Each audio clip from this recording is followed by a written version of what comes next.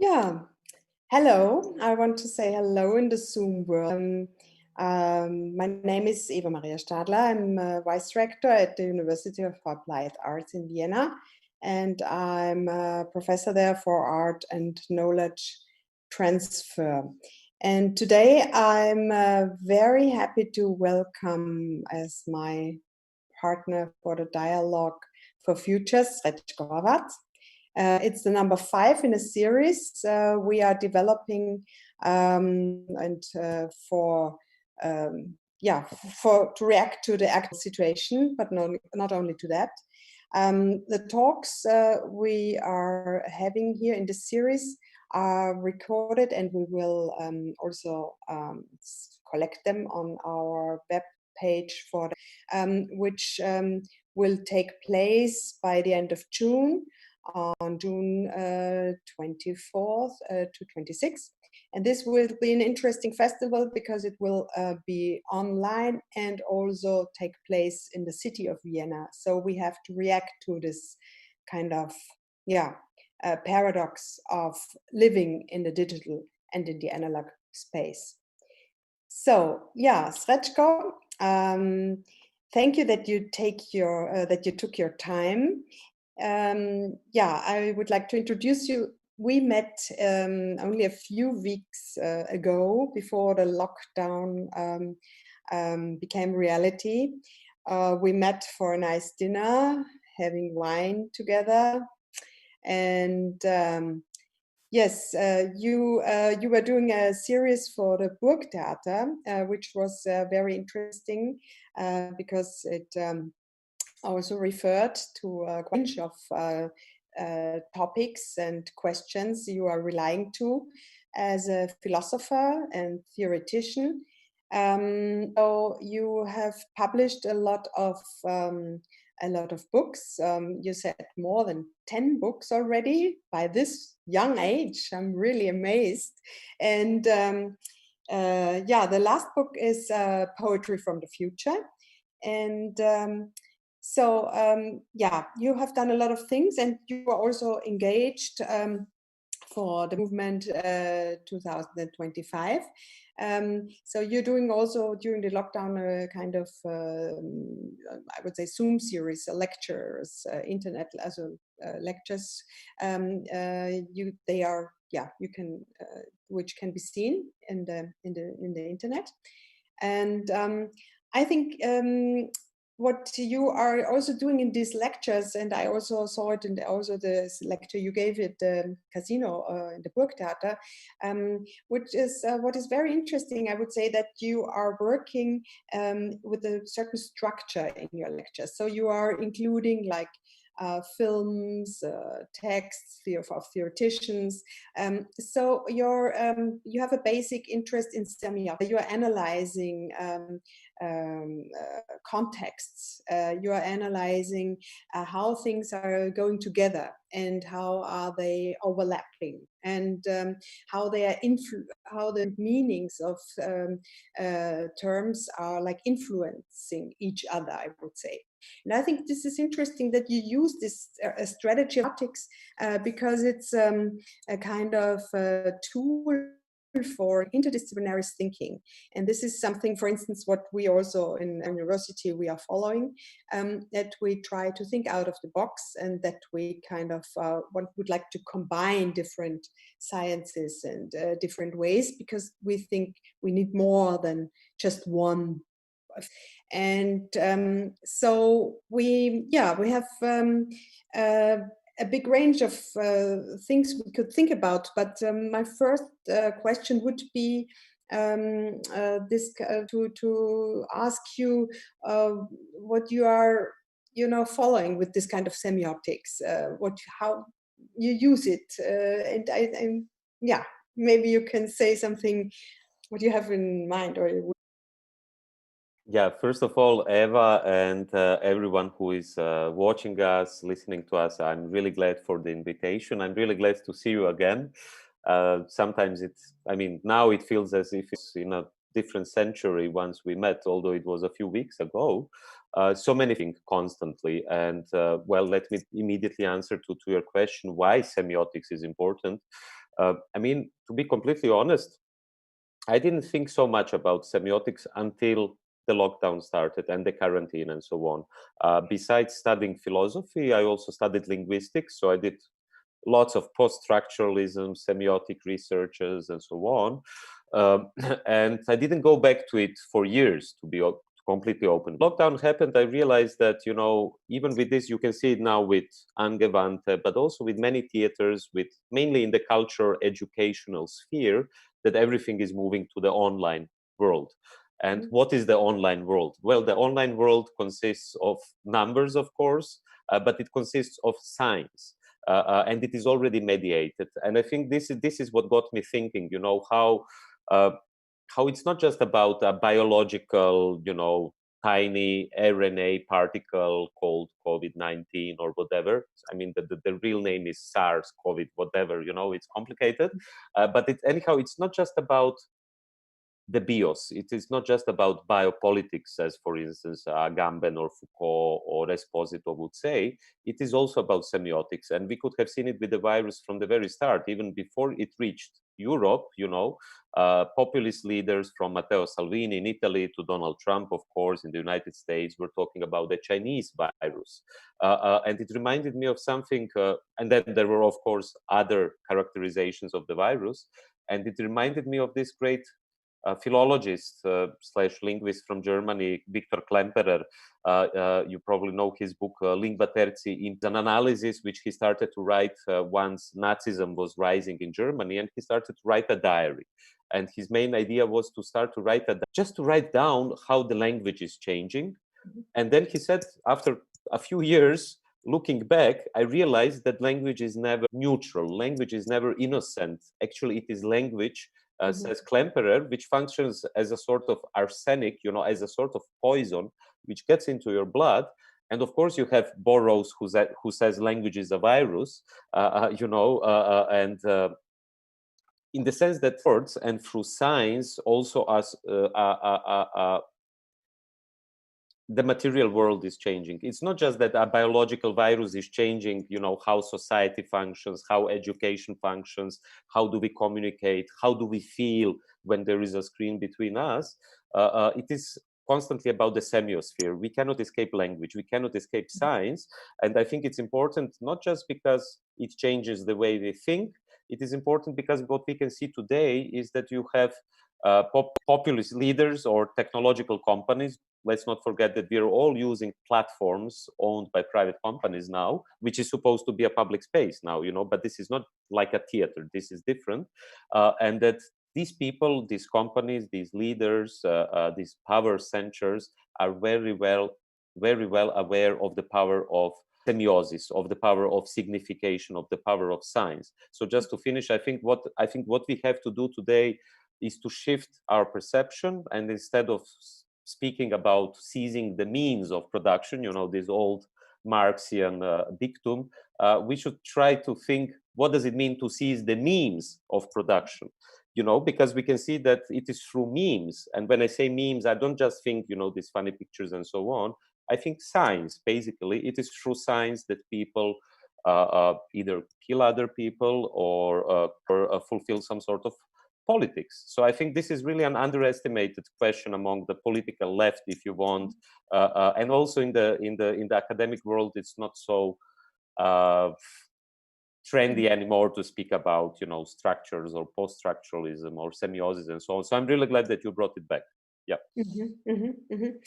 I would like to take one example, because I think it's so obvious that we're really struggling with this problem of semiotics right now, because so many things are going together, or like we are like I'm losing track a little bit in this kind of lockdown situation. I would like to ask you, what do you think how the term of border is changing during COVID crisis? Also, how do we experience it? So when some weeks ago, maybe 2 months ago, and what is it today? And yeah. Yeah, that's a good question. I mean, it brings us from semiotics to the brutal material world. Although I think at the beginning we have to say that borders also exist in minds. Border is not just something physical; it is also something psychological, emotional, if you want. And if the lockdown teaches us anything, it is precisely this: how you walk on the streets and so on, but you are already aware of the invisible borders, whether it's 2 meters, social distance, isolation, or whatever. You can see that this concept of borders now also entered somehow. This also again the semiosphere, which is then connected to emotions, which is connected to fear, to expectations, to hatred, and so on. But and that's something we have to take into consideration. But I think what is the most important change, which is a profound change, and it's not just that it started to happen with the virus; it existed already before, but the virus kind of accelerated this trend, and this is the return to borders.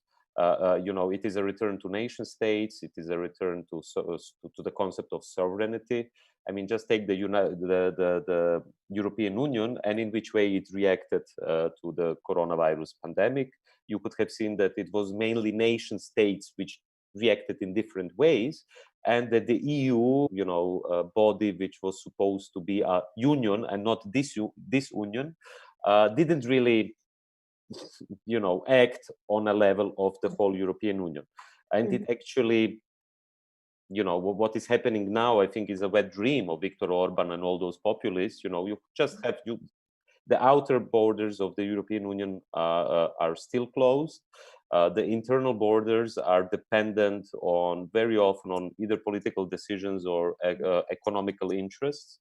The fact that from Austria you still, if you're not a Croatian citizen, you still cannot go to Croatia. And then there is this talk that this is because Austria is trying to save its own tourist season, and then Croatia is competition.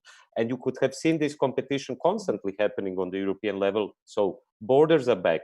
What I'm scared of, and I think this is something we would need to talk about, is if you look at what's happening in the United States at the moment with the massive protests, which is not just about racism, it's about structural racism. It's about a structural imbalance and inequality which is existing not only in the United States but everywhere. But what you can see there, to come back to the topic of and problem of the border, is that, and that's something I fear might start happening in the European Union as well. That all the technologies, the weapons, if you want, the technologies like facial recognition, biometrics, drones, and so on, which the United States used outside of its borders, in Iraq, in Afghanistan, in many other foreign interventions, or it has been using this kind of technologies or Ausnahmezustand, state of exception, on the border with Mexico.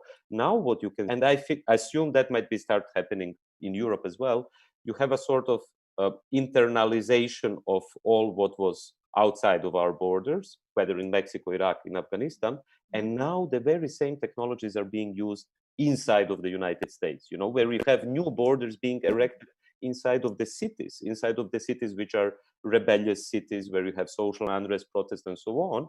Now they are using the same kind of technologies they tested for the last 20 years.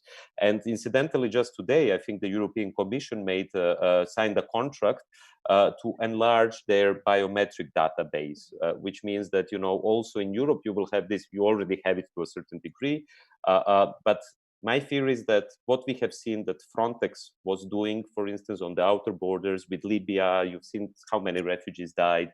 They are treated as numbers. They are treated as biopolitical objects, that this is already starting to happen inside of our borders as well, because the state of exception served as a sort of legitimacy. It starts with an innocent Zoom, and suddenly in a few months we are all working online, or it starts with a very small tracking app, and suddenly you are tracked whatever you do in society.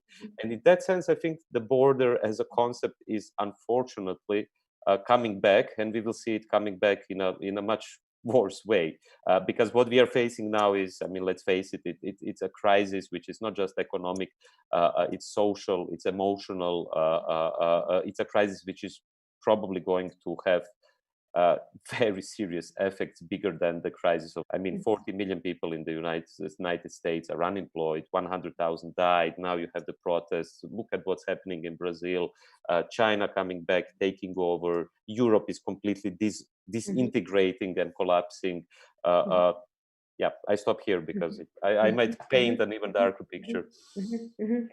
Yeah, absolutely. This is, I think it's really very obvious that what you are saying, that this cross-fading of the meanings of border is so weird in a way. Yeah, I was looking up also the etymology of the word border and Grenze, the German word, and I found out, if I made it, if I understood it right, that it goes back to the 14th century. So it's kind of related to early capitalism, which I think is interesting. That even also Grenze is a you know it best. Yeah, of course. What is it in Croatian?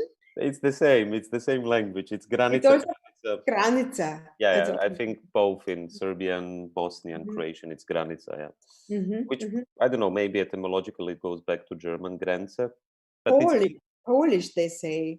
Yeah.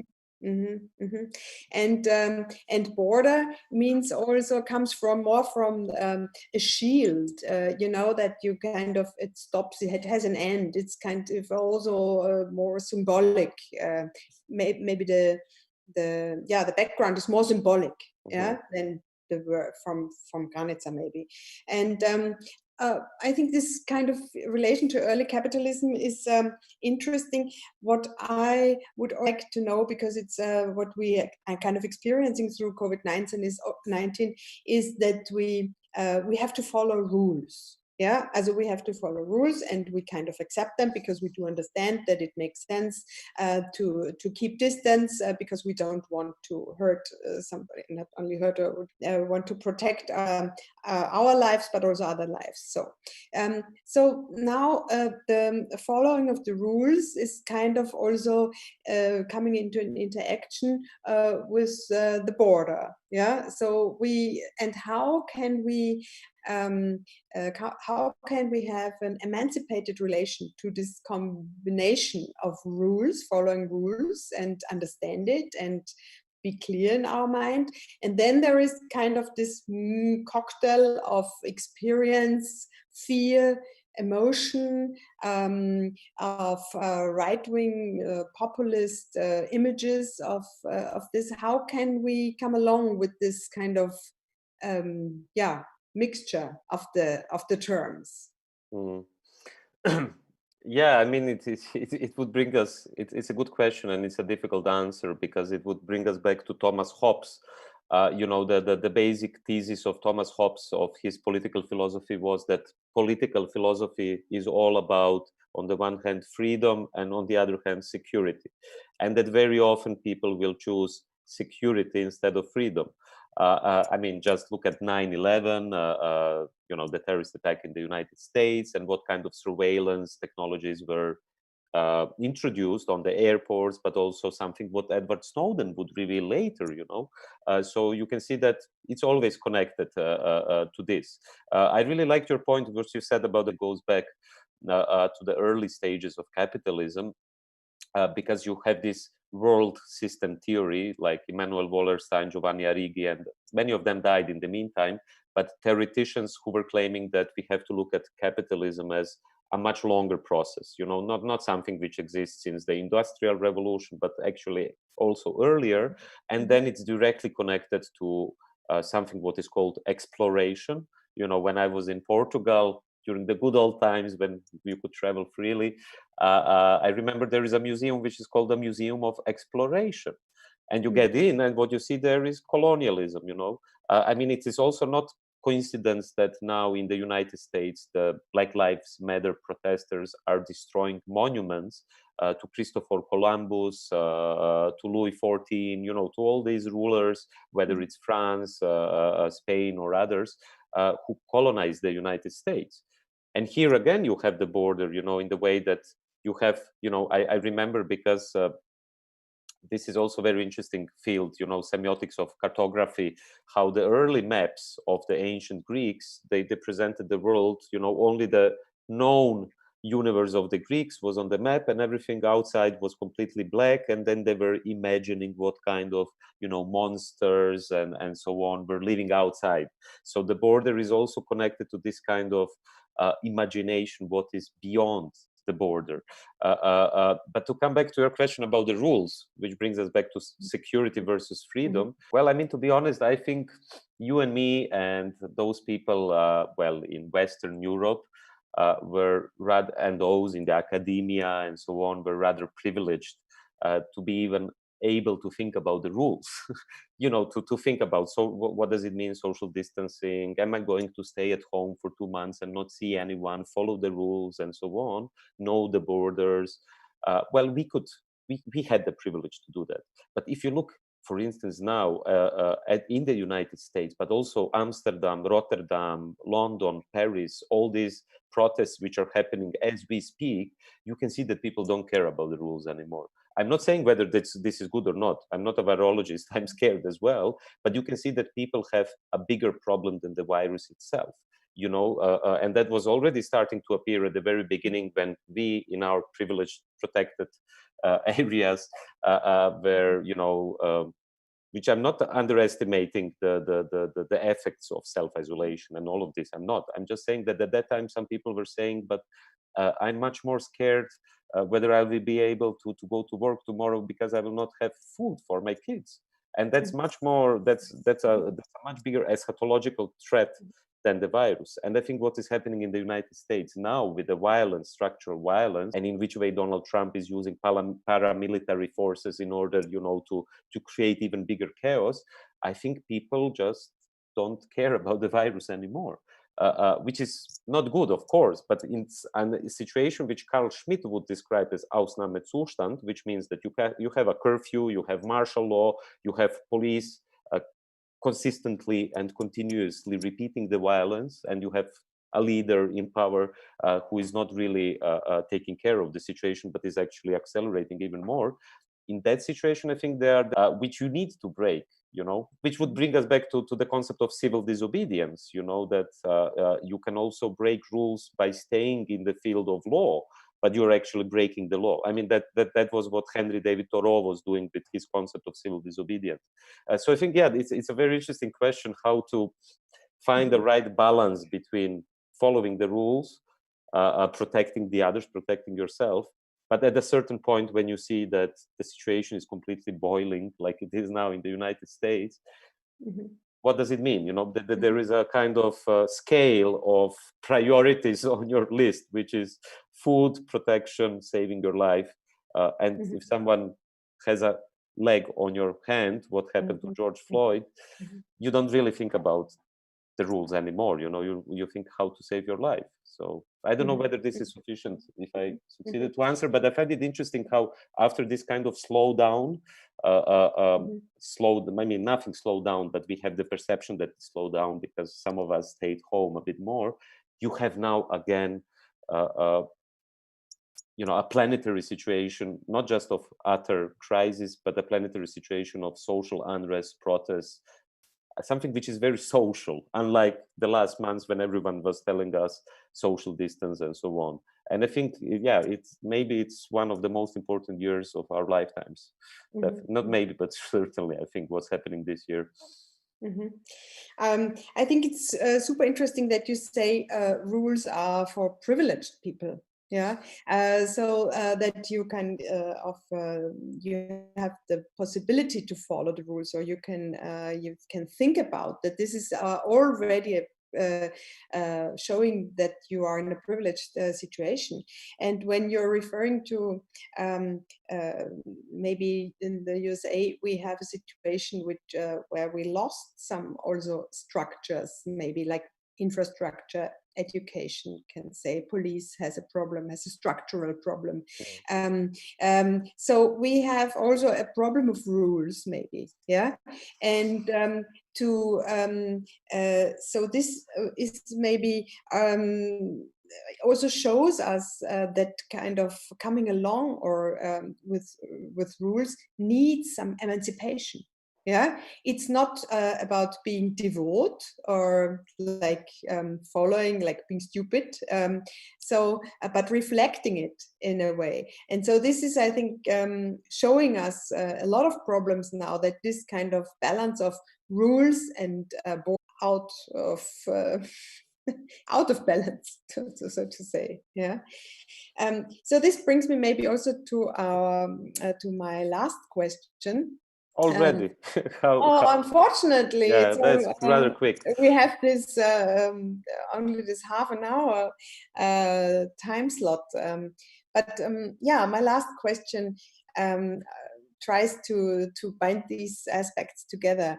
You were also, it's already some years ago, but you were also writing in your book an interesting article concerning to Croatia as a part of the European Union. And since almost 7 years, as soon on July 1st, it's 7 years that Croatia is part of the European Union. And you were pretty critical when you some years ago, because there were a lot of problems coming along.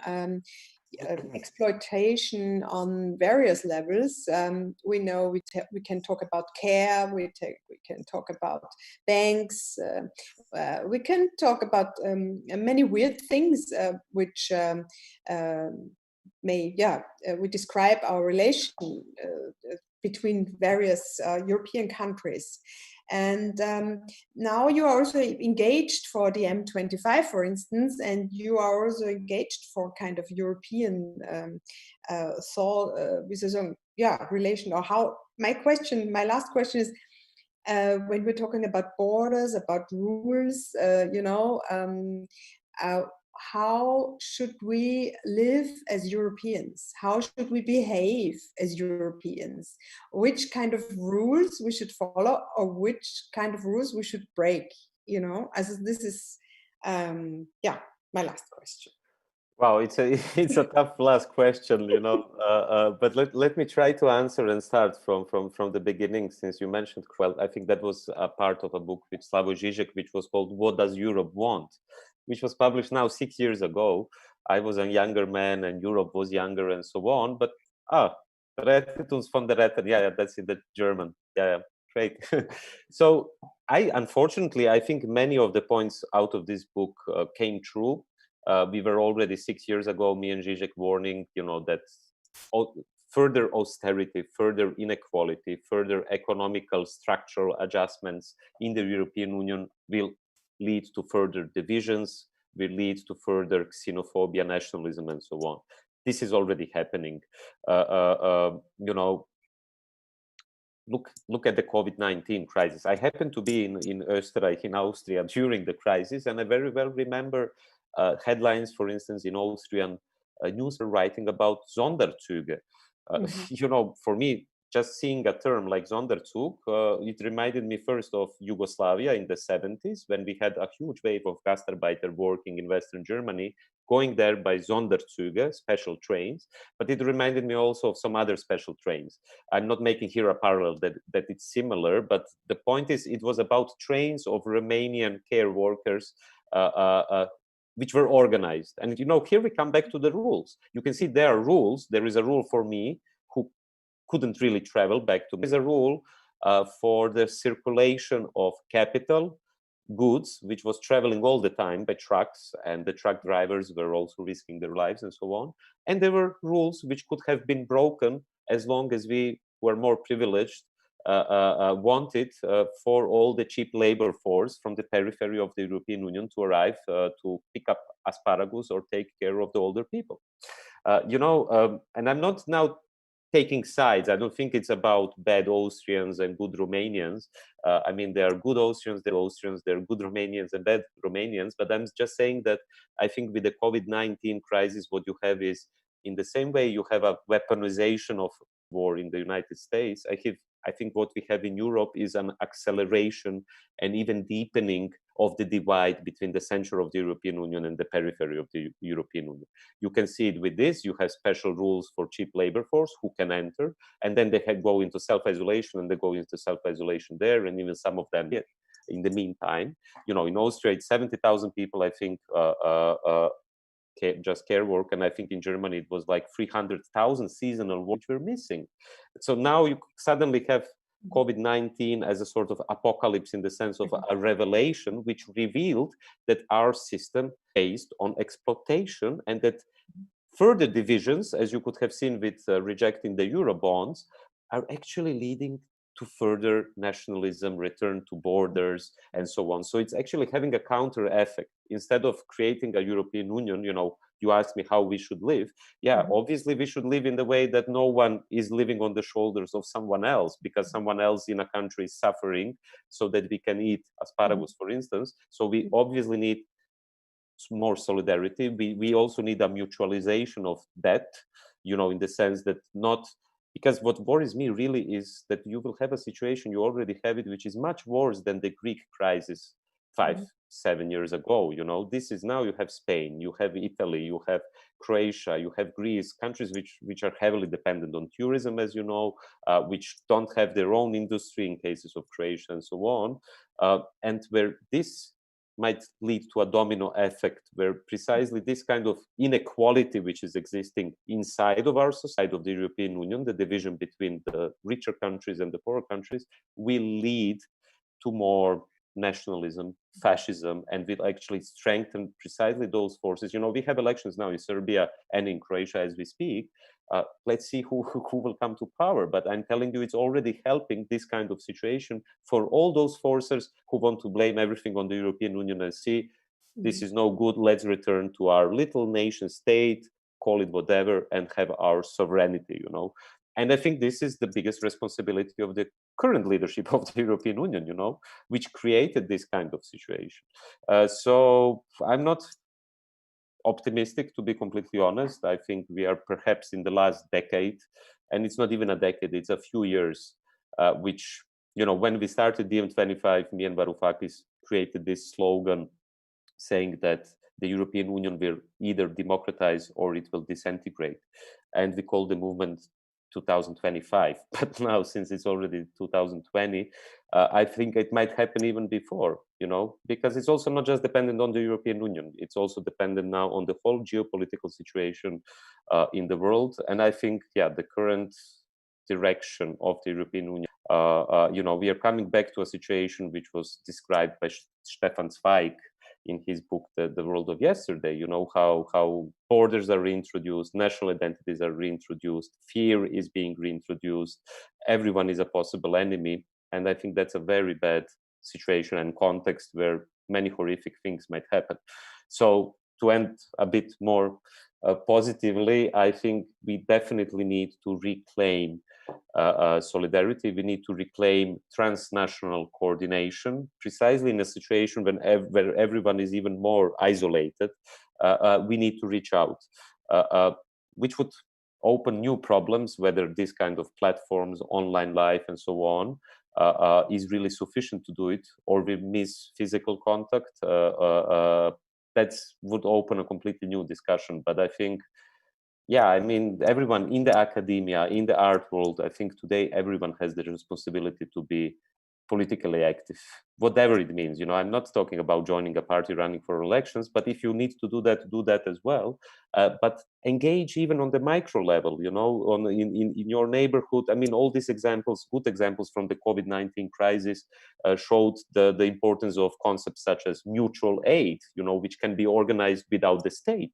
I think we have to necessarily also in the European Union, maybe start from the thesis that the end and the disintegration is inevitable, and in the meantime create organizational structures which would be able to sustain society, a fairer society after the collapse. And maybe only if we do that, we will be able to prevent the inevitable end, the disintegration. So in that sense, I think we need to radicalize, revolutionize our understanding of the concepts such as of nation, borders, state, institutions, and start creating institutions outside of the current situation. I think that, but time is up, I'm afraid.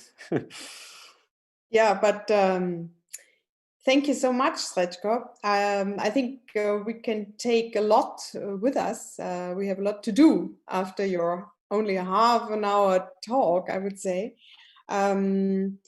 Yes, and let's do it. Let's work on it, I would Let's say. work on it. I mean, I think you are Yeah. doing it already. My only fear is, I'm worried about the online world, because if everything is transferred to the online, what will be left? So I think we who are using this, me as someone who did this TV program, you as an education, as Angewandte and so on, we need to constantly be self-aware and self-reflect on the fact that this is also we are participating in a massive historical change. Yes. So let's be aware of that as well. Yeah, let's be thanks a lot. aware. It sharpens maybe also our view, on certain things. We are aware how important it is to be physical, to work physically, to meet, to work on relations, not to lose bodies, not to lose people. Yeah, the digital shows that we are losing people, and this is in real, as in schools we can see it's so obvious in so many cases. Thank you so much, Srecko. Thank you, and I hope to see you physically very soon. Yes, definitely. And we have something different, not only water. Then. My water is empty, but we can have some wine. Yeah, please. Very good. So at the end, I would like to also announce the next talk, which will take place within the series of Dialogues for Tomorrow. Anna Jane, she's professor for industrial design at the University for Applied Arts, and she will talk on June 10th. She will talk to Holly Jean Bach, which comes from UCLA. She's teaching there she worked at the Department for Environment and Sustainability. And yes, as you can already see only in this in this field of her work, it's another part we have to engage for. Thank you so much. Have a nice evening.